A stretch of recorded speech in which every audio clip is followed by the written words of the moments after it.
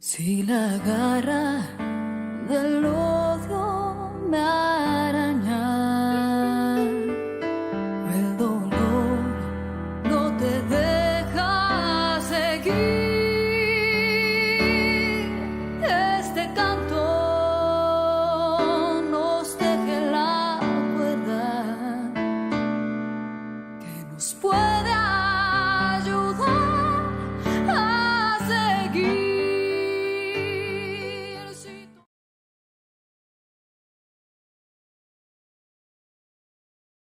Muy buenas noches, buenos días, buenas tardes.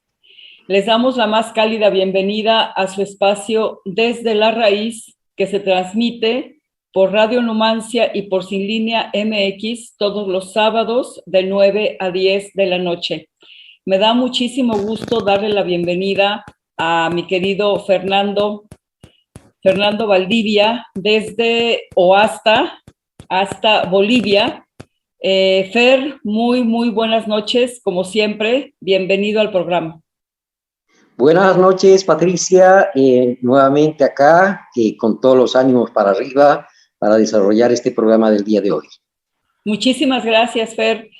Bueno, tenemos de verdad temas de una enorme relevancia y tenemos como invitado, tentativamente al diputado local por Iztapalapa, Carlos Cervantes Godoy, con quien queremos tratar el tema. Fer, ya sabes que es un tema complejo, el tema de los partidos políticos, el comportamiento de los partidos políticos y qué es todo lo que se desprende de lo que se percibe como una distorsión, porque digamos, la idea más pura de lo que debe ser un partido político es un instrumento mediante el cual los ciudadanos se involucren directamente en la cuestión política. ¿Por qué? Pues porque es una cuestión de Estado y los ciudadanos son o deben considerarse parte del Estado. Ha habido una distorsión de conceptos, Fer, y muchas veces se piensa que el Estado es el gobierno y no es así. Existe un pacto social entre una comunidad, digamos, una sociedad, una ciudadanía, y lo que son los administradores de sus recursos, que sería propiamente el gobierno, ¿no? Entonces, pero muchas veces se dice el Estado y con ello más bien se están refiriendo a la parte administrativa, a la parte gubernamental, y sin tomar en cuenta a los ciudadanos. Y todas esas distorsiones de qué debe ser un partido político y por qué, por lo menos en la Constitución mexicana, se hablaba de que para llegar al gobierno todos los ciudadanos de nacionalidad mexicana tienen absolutamente todo el derecho de votar y ser votados. No se hablaba de partidos políticos como una cuestión sine qua non. Un ciudadano no puede, digamos, aspirar a un puesto de servicio público. Entonces, es este tipo de distorsiones que han llevado, que han producido o generado situaciones nada deseables, de una gran corrupción y de un alejamiento de la ciudadanía de lo que son las cuestiones políticas. Así que, no sé, Fer, supongo que en los países que son repúblicas, que son democracias representativas, se vive más o menos un fenómeno similar. ¿Qué experiencia has tenido tú en Bolivia, Fer?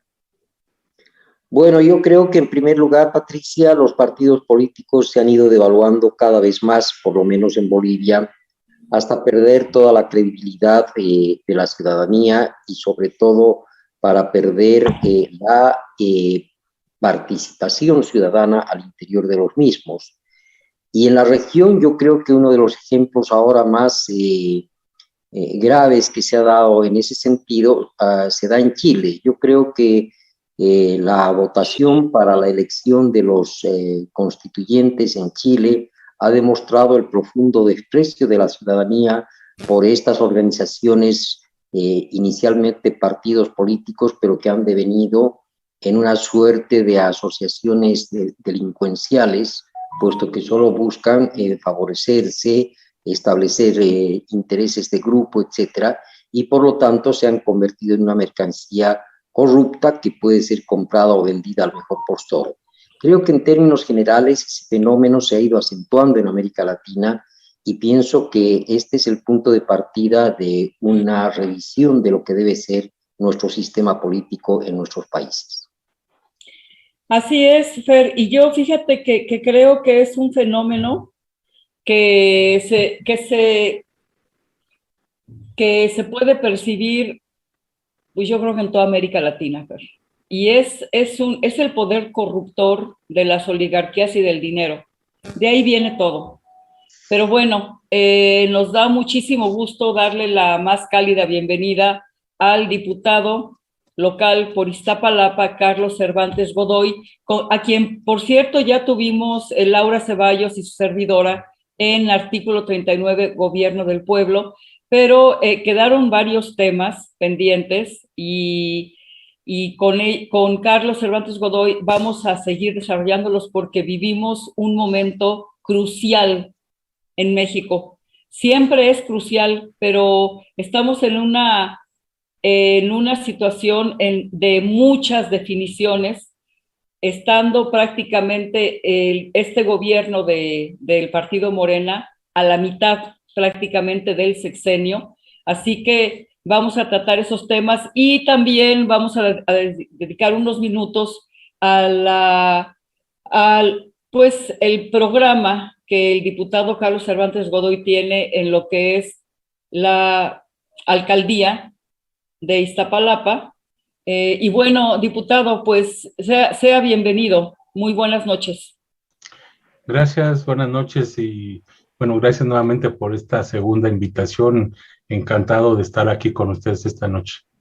Muchísimas gracias, diputado. Pues me da mucho placer presentarle a mi cotitular, al cotitular Desde la Raíz, el periodista y miembro de la Comisión de la Verdad en Bolivia para Crímenes del Pasado, Fernando Valdivia. Él colabora con el gobierno del compañero Luis Arce y pues es un querido compañero que nos acompaña, que me ha acompañado en Desde la Raíz desde hace bastante tiempo. Así que... Pues muy buenas noches, honorable diputado. Mucho gusto, un placer.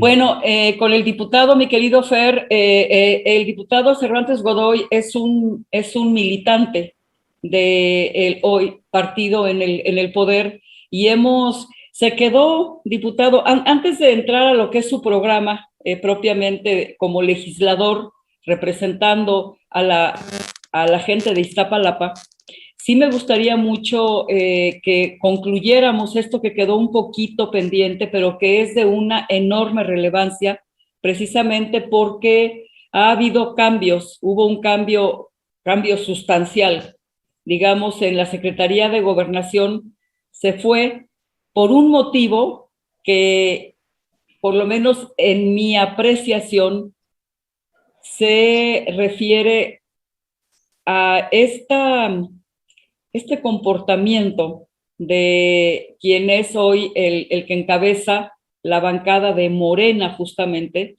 en el Senado, que es este senador Ricardo Monreal.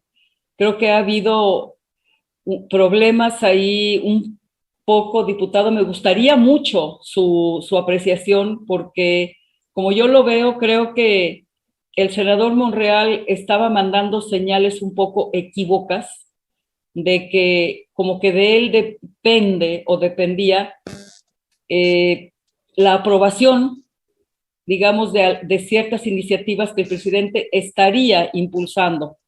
Eso por una parte. Por la otra, diputado, como ciudadana, más que como periodista o comunicadora, sí tengo una insatisfacción porque todavía no alcanzo a entender por qué tuvo que ser el presidente el que mandara una reforma que va a hacer pública a todos los mexicanos sobre una reforma necesarísima en lo electoral y político, que tiene que ver con la reducción de las prerrogativas a los partidos, pero también con una modificación de fondo, de raíz, tanto del Instituto Nacional Electoral como del resto de estos actores que han venido obstaculizando muchísimo la consolidación de la Cuarta Transformación.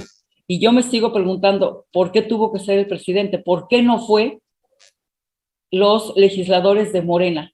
¿Por qué no fueron ellos los que se encargaron de esto?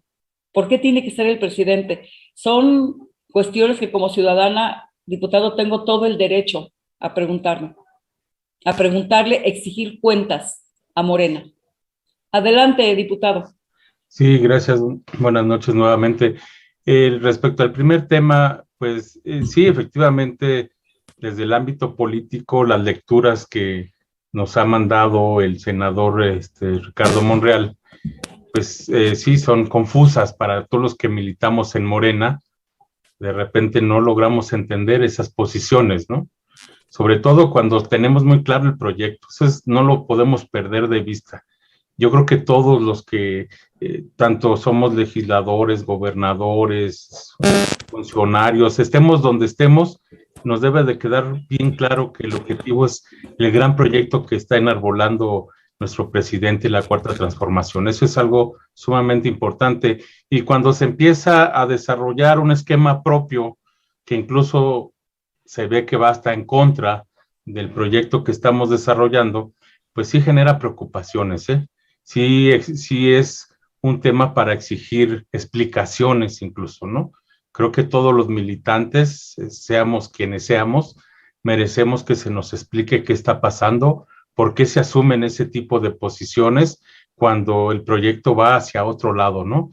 Entonces, a mí me parece que a eso responde el que se esté reforzando la tarea legislativa en el Senado, porque no podemos estar a expensas de que un compañero esté construyendo ya su propio camino, su propio esquema, ¿no? O su propio proyecto. Creo que no, ni nosotros que estamos a nivel local podemos darnos esa displicencia, ¿no? De estar equivocando el camino cuando tenemos un proyecto que defender y que justo en los resultados del 6 de junio nos dejaron bien clarito que no la tenemos toda de este lado, que tenemos que seguir construyendo, trabajando, acordando. Y entonces en ese contexto, pues me parece correcto que se refuerce el trabajo en el Senado, que si alguien ya perdió el rumbo, si alguien ya no sabe para dónde es, que llegue alguien que nos recuerde hacia dónde va el trabajo legislativo, ¿no? Y que no estar amagando que porque yo quiero o no quiero se van a hacer o no hacer las cosas, ¿no? A mí me parece que esas lecturas no deben de ser, y si no son, pues que nos las aclaren. Yo también, de verdad, yo también me sumo a esa exigencia de que se nos aclare qué está pasando, ¿no?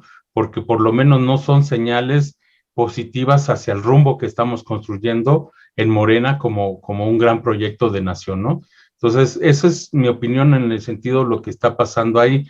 Ahora, respecto al otro tema, efectivamente, pues sí, yo también coincido. Nosotros, como diputados locales, entre el proyecto que traemos es seguir el tema de la austeridad republicana. Es uno de los grandes principios que traemos como diputados locales y que ya estamos viendo en dónde se van a hacer los recortes para seguir ahorrando y que ese recurso se destine a programas sociales, o ahorita como que estamos en medio de la pandemia, pues que se utilice para cosas que sean más urgentes, ¿no? Yo creo que no va a pasar nada si se nos siguen recortando prerrogativas. Ya se hizo en el Congreso local, y en esta segunda legislatura también estamos proponiendo que se siga recortando todavía más. A nivel federal, no sé, de verdad no sé por qué los compañeros no lo hicieron. Yo sé que muchos de ellos sí están en esta línea de seguir bajando las prerrogativas. Va a ser un tema difícil también, porque la mayoría de los partidos de oposición no concuerdan con esta idea. Claro. No quieren ellos dejar sus prerrogativas, ¿no? Y se aferran a ellas. Entonces va a ser una batalla realmente difícil, y sobre todo, pues tomando los números a veces que hay a nivel federal, integrantes de nuestra bancada, pues va a ser un tema difícil y que va a tener que ser acordado y con mucho trabajo pues de cabildeo y demás, pero pues sí, yo también soy de la idea de que debieron haber sido nuestros compañeros diputados federales los que enarbolaran esa bandera. Es una bandera que la traemos ya como proyecto de nación, ¿no? Es decir, tenemos que seguir bajando esas grandes prerrogativas que se reciben, esos bonos que de repente se dan los diputados, los senadores, etcétera. Yo creo que todo eso se tiene que ir eliminando y ese recurso canalizarlo a cosas más, no es que no sea importante, pero hay cosas más relevantes, más urgentes, más prioritarias, y hacia allá se tiene que canalizar todo ese recurso. Entonces, nosotros vamos desde el ámbito de la ciudad, pues vamos a seguir dando esa batalla para que se reduzcan los recursos, las prerrogativas que actualmente se otorgan, ¿no? Y bueno, pues respecto al INE, sí hay un problema. Yo en particular veo un gran problema. Yo sé que la oposición dice que es un ataque político, que etcétera, pero yo nada más me pregunto, ¿cuál ha sido la posición del INE en las distintas coyunturas que se han dado? Se ha sumado como un actor más, como si fuera un partido más, y se ponen a opinar y a descalificar. Perdón, esa no es la función del INE. El INE se supone que fue creado para ser árbitro entre los partidos políticos y los votantes, para resolver problemas que se den ahí de controversias, de denuncias, etcétera, etcétera. No para fungir como un actor político más, que además se carga de un lado, que a todos nos queda claro de qué lado se está cargando, ¿no? Entonces, a mí sí me parece que ya debe de haber una reforma a fondo, como dice nuestro presidente, que además no la va a hacer él. Ya anunció que se va a contratar a especialistas que presenten una propuesta significativa, importante, para refuncionalizar la labor del INE. Es más, el propio consejero presidente ha aceptado que se requieren reformas. Claro, él dice unas pequeñitas, ¿no? Una maquillada. En realidad yo creo que ya no, ni con una maquillada queda eso, ya realmente se pervirtió mucho el tema. Y luego este tema que no hay que dejar de lado, donde en el pasado los partidos políticos o actores políticos, el propio presidente influía en los nombramientos de los consejeros, pues ha provocado que hoy existan como ciertas cargadas, ¿no? Como si fueran bancadas al interior del INE, cargadas hacia un partido político y que no están permitiendo que se desarrolle de una manera subjetiva, de una manera objetiva o sin intervencionismo, los distintos fenómenos sociales que se están midiendo. Ejemplo, la consulta, ¿no? La consulta que se aplicó, que fue un ejercicio ciudadano muy importante, que más allá de que se lograra o no, era ratificar la necesidad de tener instrumentos ciudadanos para poder opinar. Eso por muchos años lo estuvimos exigiendo en la izquierda, y hoy que se da, simplemente el INE no le interesó, lo dejó a la deriva, le puso todos los obstáculos, como si fuera algo pervertido consultar a la ciudadanía. A mí me parece que independientemente de los resultados, se dio un gran ejemplo de participación ciudadana, y yo creo que se debe de seguir fortaleciendo esos procesos, ¿no? Hoy tenemos en puerta el tema de la revocación del mandato, y el INE nuevamente está saliendo a querer poner piedras en el camino. Entonces, no actúa como un árbitro, actúa como un jugador del equipo contrario, y entonces me parece que sí es necesario ya que se hagan estas reformas a fondo y que se deje bien en claro cuál es el papel de todos los integrantes de ese órgano, y que no sigamos viendo estos espectáculos tan terribles que denigran nuestra democracia.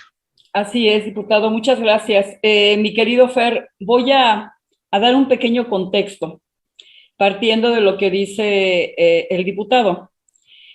Yo siempre he sostenido, no de hace 3 años, no hace 5, desde hace siempre, he sostenido que la política en América Latina se ha manejado desde las embajadas de los Estados Unidos. Y cuando digo esto, estoy diciendo que el INE, antes IFE, no fue fundado para garantizar democracia ni participación ciudadana. No fue creado para transparentar la vida política, sino todo lo contrario. El IFE fue creado en consenso con el consenso. ¿Por qué? Porque, bueno, México, Bolivia, Venezuela, América Latina está, Venezuela, Bolivia, Chile, están plagadas de mucha riqueza, mucha, ¿no? Tenemos el litio, que ahora está en gran boga y es un elemento que ambicionado por las grandes empresas de la tecnología, ambicionado así. Y hay obviamente petróleo, hay minas, es decir, se requería de un instrumento que garantizara que iban a llegar al poder los que llegaron, definitivamente. ¿Cómo se puede esperar, mi querido Fer, de un instrumento creado en el consenso y traído en la mente ya por Salinas, porque se fundó en octubre de 1990, y fíjense nomás, el primer presidente del INE fue un personaje oscuro, un matón, el secretario de Gobernación en ese entonces, Fernando Gutiérrez Barrios, un matón, un personaje tétrico, mi querido Fer. ¿Cuál es tu visión desde Bolivia, donde me venías platicando que justamente la actuación de los partidos políticos ha devenido y ha generado en la ciudadanía mucho descontento, falta de, pues, mucho desprestigio? Adelante, mi querido Fer. Bueno, de hecho en Bolivia existe un solo partido nacional, que es el Movimiento al Socialismo actualmente en el gobierno. Los demás partidos se han reducido a ser simplemente expresiones locales con muy poca representación y de hecho este es el reflejo precisamente de lo que yo señalaba anteriormente, de un repudio generalizado de la ciudadanía a esos viejos partidos tradicionales que en el mejor de los casos se habían convertido en verdaderas agencias de empleo para sus militantes a costa del Estado y en la generalidad de los casos en asociaciones de delincuentes, porque se trataba de asaltar al erario nacional de diversas maneras y para ello se establecieron alianzas y contubernios que fueron vergonzosos y que precisamente por ello en Bolivia han devenido en esta situación de repudio generalizado hacia los partidos.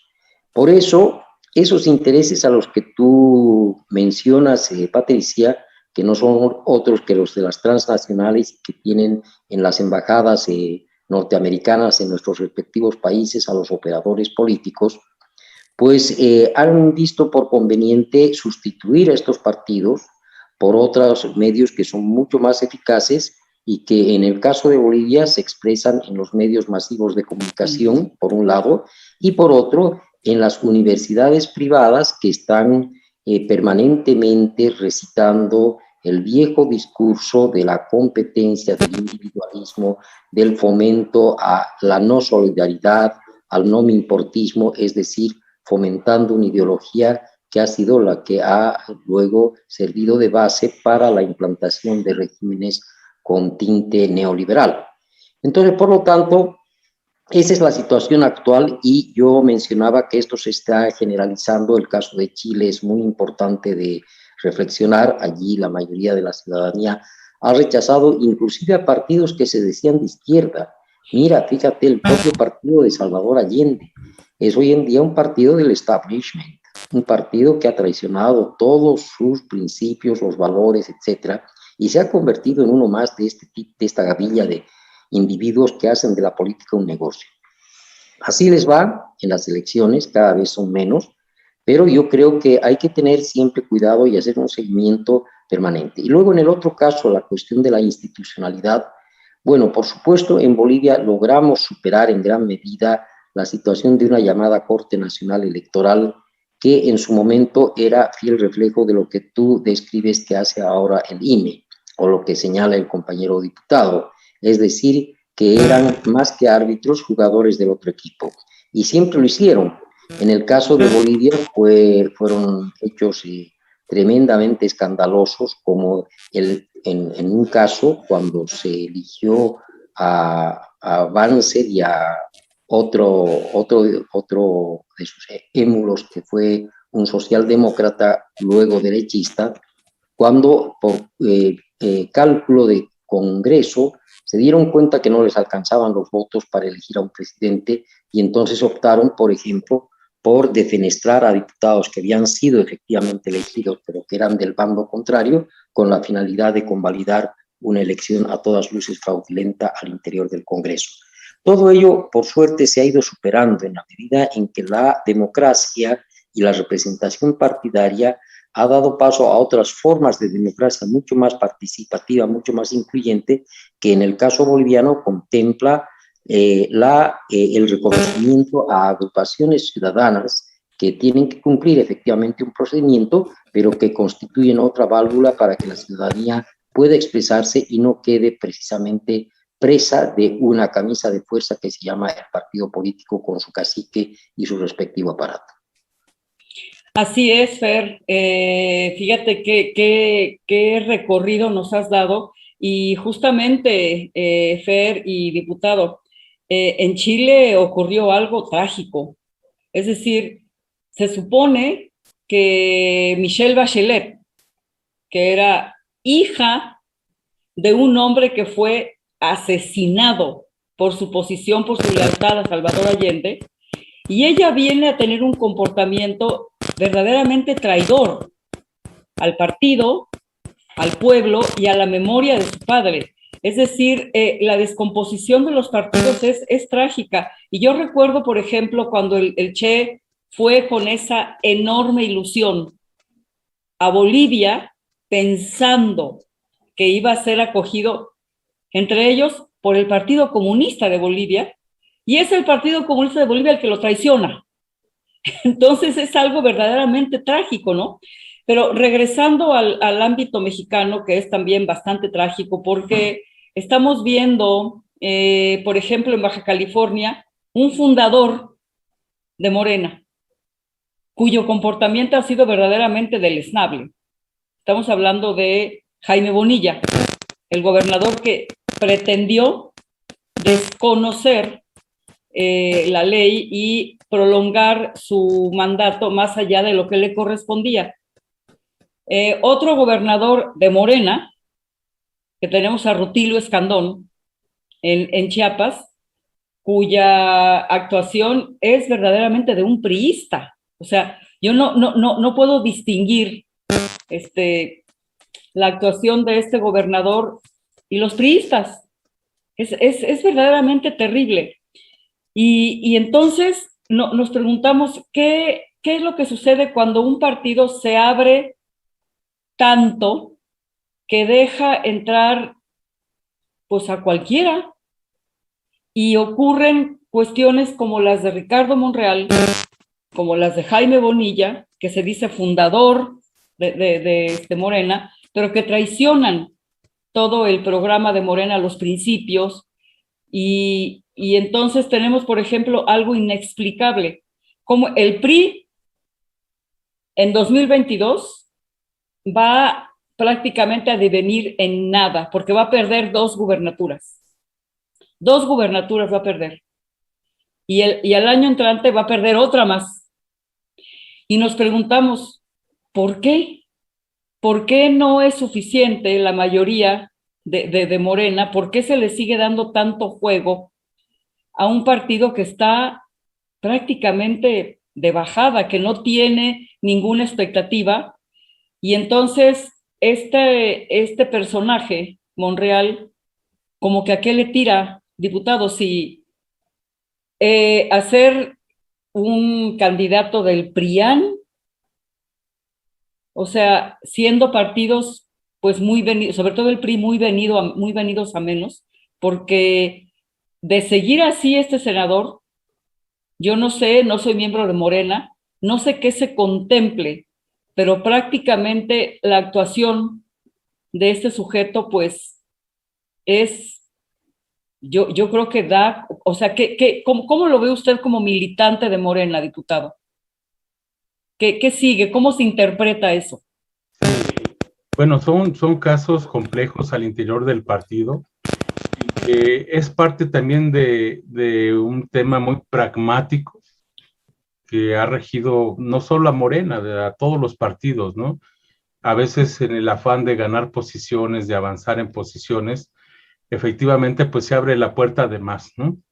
Y como dice el propio presidente, a veces la gente con poder pues empieza a hacer cosas que muy contrarias al proyecto, al partido, a los estatutos, porque hay personas que empiezan a construir su proyecto personal, ya se olvidan de lo que significó el partido, cómo llegaron, quién votó por ellos y empiezan a construir un proyecto personal.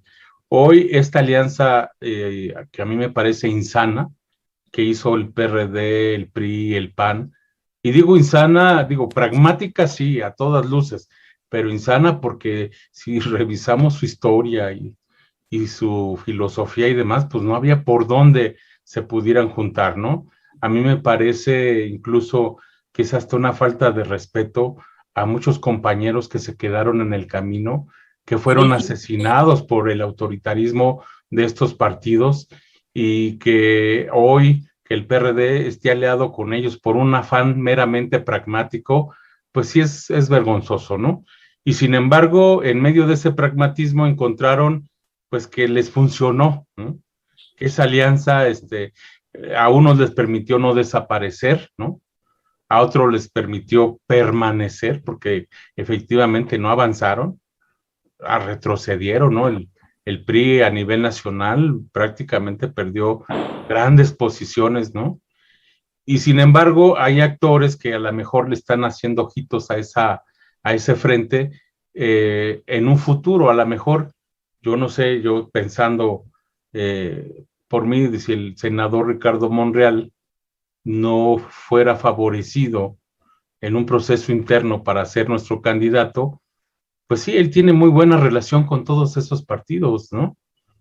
Y algo es que es un negociador nato, una persona que hace amistades con gente de todos los partidos y que efectivamente podría ser bien recibido al interno de ese frente en un afán nuevamente pragmático, ¿no? Y pensando en derrotar a la propuesta que enarbole Morena. Digo, estamos ya haciendo conjeturas o futurismo político, pero eso es lo que muchos compañeros traen en la mente, ¿eh? Mucha militancia piensa exactamente lo mismo.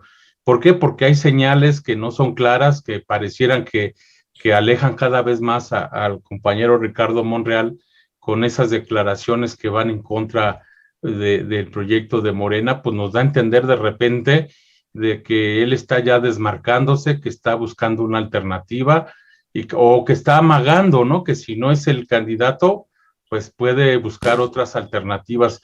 Y a mí me parece que alguien que ya está instalado en esa frecuencia, pues ya no está pensando ni en el partido ni en el proyecto, ¿eh?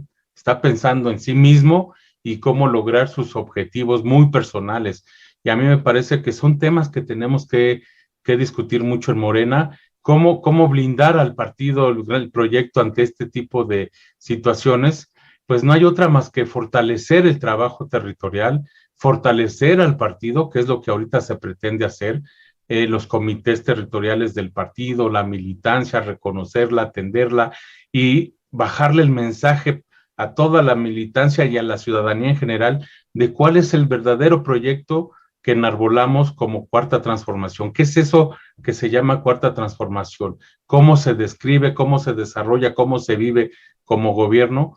Y para que la gente no se equivoque, no estamos defendiendo a una persona en particular, estamos defendiendo un proyecto y nosotros podemos tener agendas personales, ¿verdad? Pero esas las tenemos que hacer a un lado.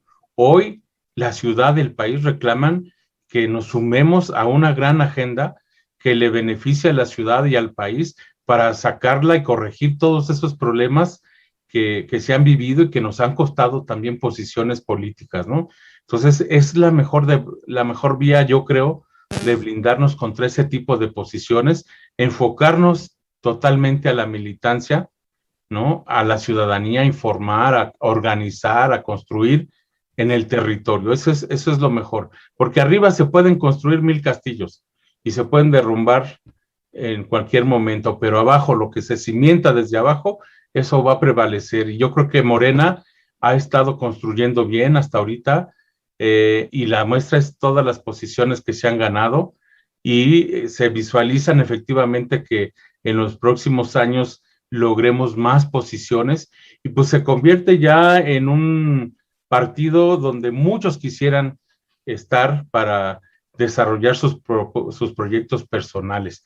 Pero bueno, muchos de los que estamos acá también como militantes, pues tenemos que hacer nuestro trabajo para que eso no sea así, para que sea el proyecto el que defina a los candidatos y no al revés, porque si no, entonces estaremos repitiendo la historia de otros partidos que hoy están a punto de desaparecer, y debemos aprender muy bien la lección de eso, para que no nos pase lo mismo.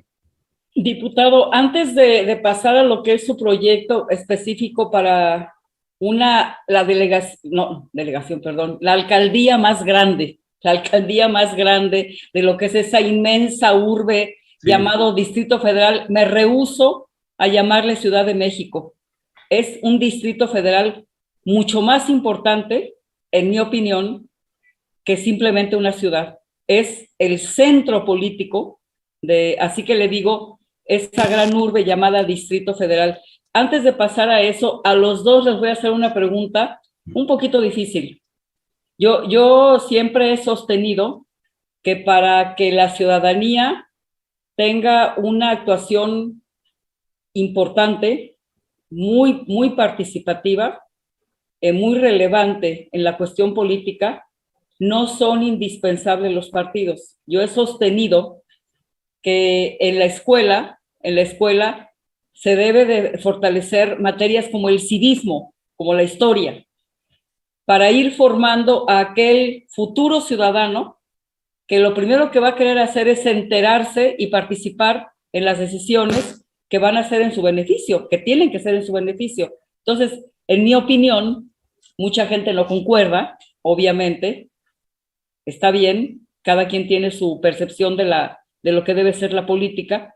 En mi opinión, no son necesarios los partidos para que el ciudadano sea un ciudadano de mayoría de edad, que sepa lo que quiere y que sepa también decirle a su administrador, a su servidor público, esto es lo que quiero, no lo que tú quieres, lo que yo quiero como ciudadano, como comunidad. Pero adelante, Fer, ¿qué opinas tú? Bueno, desde la experiencia boliviana, sin duda la construcción de un instrumento político ha sido vital para lograr las grandes transformaciones que se han desarrollado en los últimos 14 años del gobierno del compañero Evo Morales. Es decir, las organizaciones fundamentalmente indígeno-campesino originarias se plantearon desde sus mecanismos sindicales o de representación local la necesidad de contar con un instrumento político propio. Entonces, esa es la experiencia boliviana de que a través de la construcción de ese instrumento, hoy en día se ha llegado a conformar el único partido nacional, vuelvo a reiterar, puesto que los demás no tienen una representación nacional, sino local. Y yo creo que esto va de la mano de la idiosincrasia del pueblo boliviano y particularmente de esos sectores a los que he aludido, que tienen una larga tradición de vida comunitaria, vale decir que ellos no se sienten propiamente ciudadanos individuales o suma de ciudadanos individuales, sino que priorizan el cuerpo social en todas sus actividades culturales, económicas, sociales, etcétera, ¿no? Y yo creo que esta idiosincrasia del pueblo boliviano es lo que ha facilitado la construcción de este instrumento político que se denomina por la soberanía de los pueblos, el MAS.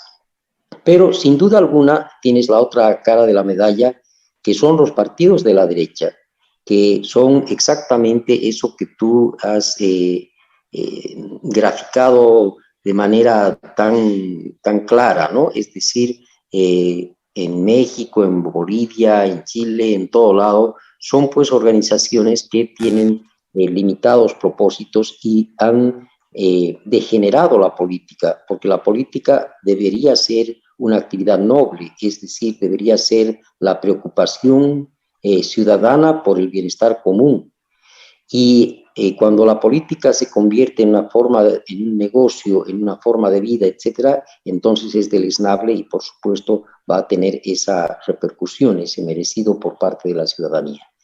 Y yo creo que en ese sentido, lo que sí debemos siempre precautelar para que las organizaciones no se degeneren es su transparencia y el ejercicio democrático permanente, la asamblea, en fin, de manera tal que sea la propia base militante la que vaya juzgando el accionar de sus dirigentes y vaya evitando que estos pues enderecen por otros caminos que no son los que precisamente han sido señalados desde un principio como una finalidad noble y una finalidad ideológicamente comprometida. Yo creo que en ese sentido es donde deberíamos ir apuntando para evitar este tipo de transfugios que luego hacen que un partido vaya también debilitándose. Muy interesante, Fer. Tiendo a coincidir bastante con esa visión.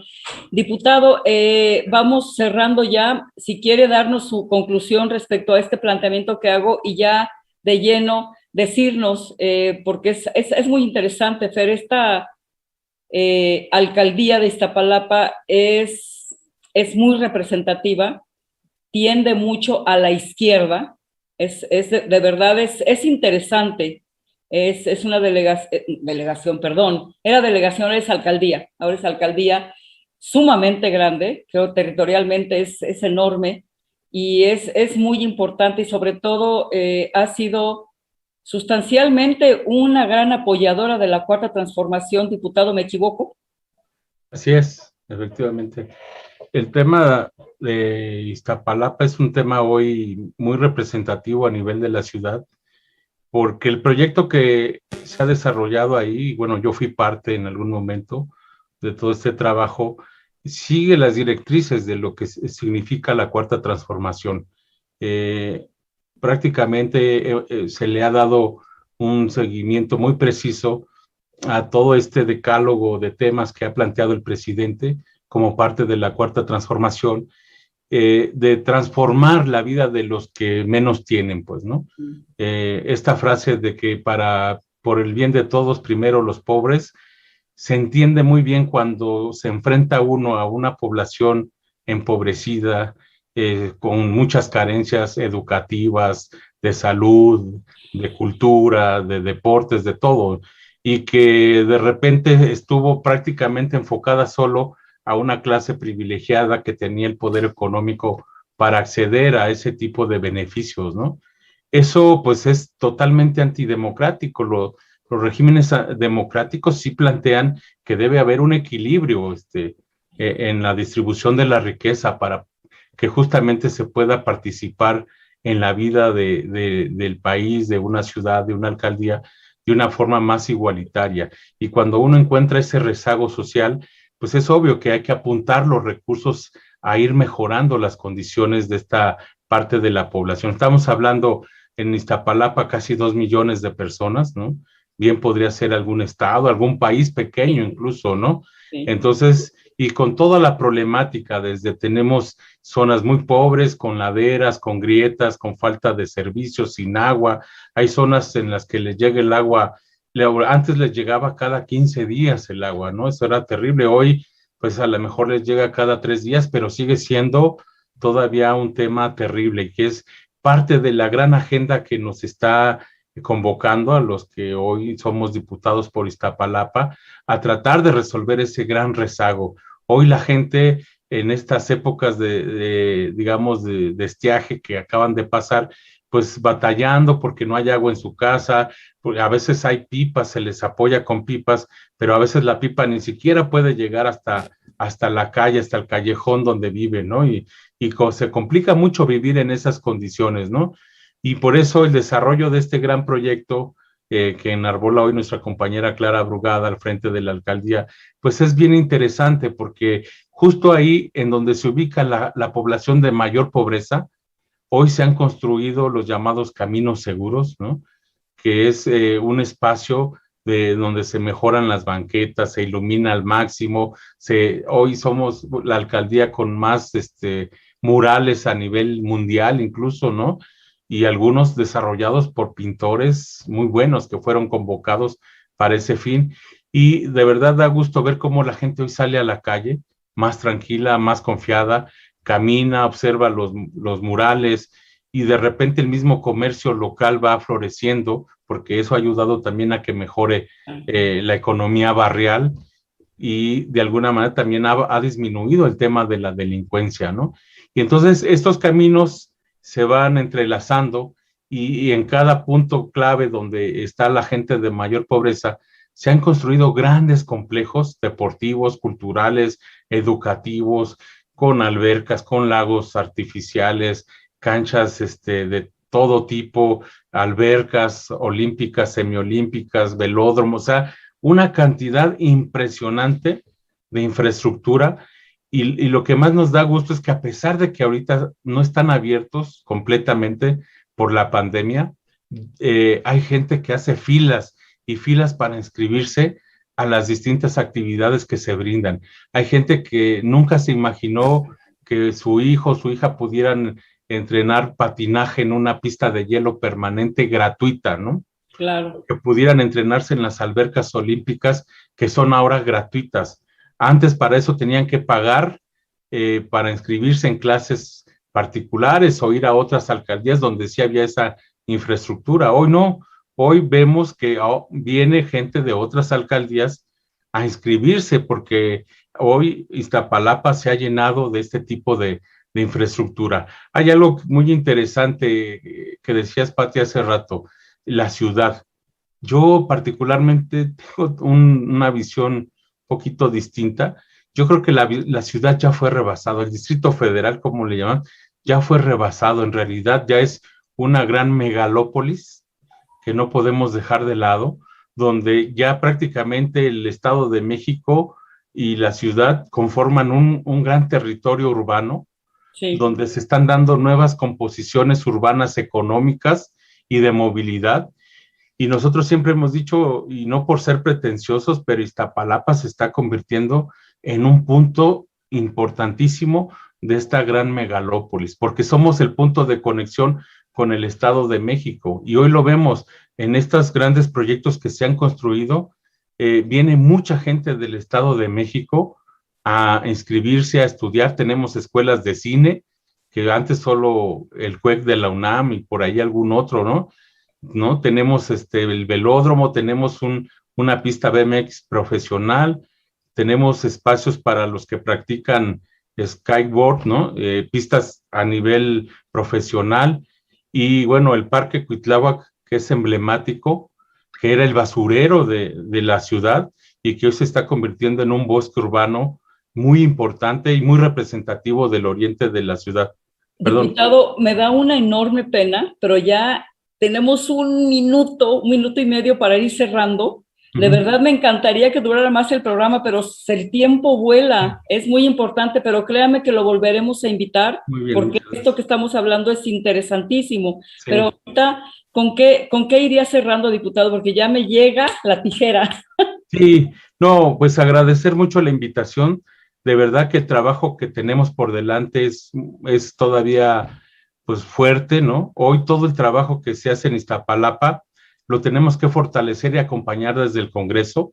Esa es nuestra gran tarea, porque hoy por hoy Iztapalapa se está convirtiendo en un ejemplo en la ciudad y tenemos que seguir mejorándolo. No podemos quedarnos solo con la idea de que, está qué bonito, está quedando muy bien, está progresando mejor. No, tenemos que ir más allá.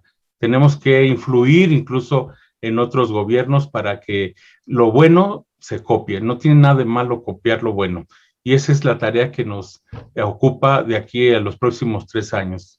Muchísimas gracias, diputado. De verdad, gracias por estar aquí presente. Fer, pues vamos despidiéndonos, mi querido Fer.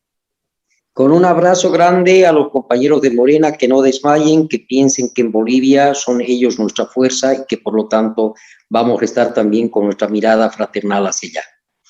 Muchísimas gracias. Gracias a todos los que estuvieron aquí participando. No pudimos ver sus mensajes, pero los veremos, como siempre les digo. Los esperamos el próximo martes en Artículo 39, Gobierno del Pueblo, de 11 a 1 de la tarde, igual por Radio Numancia y perdónenme, por Sin Línea MX. Muy, muy buenas noches. Gracias, Frauke, gracias, Jesús, gracias, Erika, y gracias, José Carlos. Y a todos ustedes, un fuerte abrazo hasta Bolivia, un abrazo fraternal, como siempre. Diputado, un abrazo, deseándole los mayores de los éxitos. Ya lo tendremos en otros programas, créamelo, lo vamos a invitar, sobre todo después del 1 de septiembre, que asuman. Muy bien, gusto. Pues muy buenas noches a todos. Que descansen. Hasta luego.